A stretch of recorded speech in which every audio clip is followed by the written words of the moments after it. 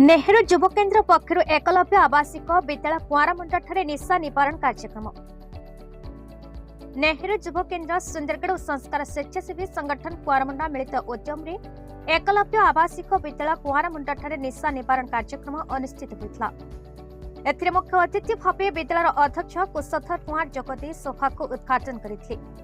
अन्य अतिथि मानक मध्य कुआरामुंडा गोष्ठी स्वास्थ्य केन्द्र मेडिकल ऑफिसर डॉक्टर सीमा दिग्गा, देवाशीष साहू, नेहरू युव केन्द्र जिला युव अधिकारी श्रीजुक्त मारियांश बिलुंग, समाजसेवी जिला परिषद सभ्य राजेन्द्र जुजुर, विद्यालय शिक्षक शिक्षयित्री अर्पिता दास, प्रीतम पाल, सुभाष मेहर प्रमुख जोग देथिले।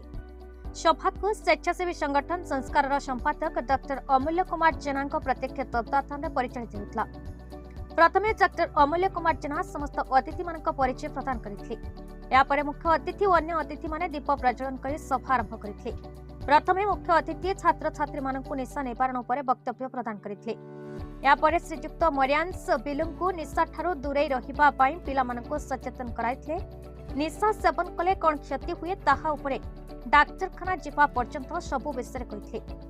स्वास्थ्य ही संपद कहिथिले, तेणु स्वास्थ्य प्रति जत्न नेबा निशा ठारू दूरे रहिबा पई कहिथिले। अन्य अतिथि माने निशा निवारण उपरे पिला मानक बहुत उदाहरण दे वक्तव्य प्रदान करथिले।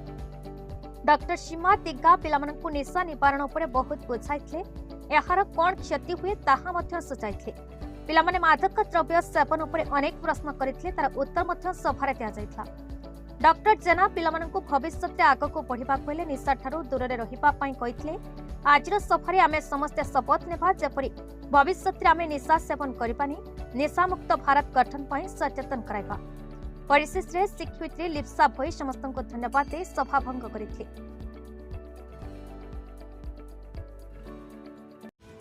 कमलेश प्रसाद मिश्रंक रिपोर्ट, भारत न्यूज।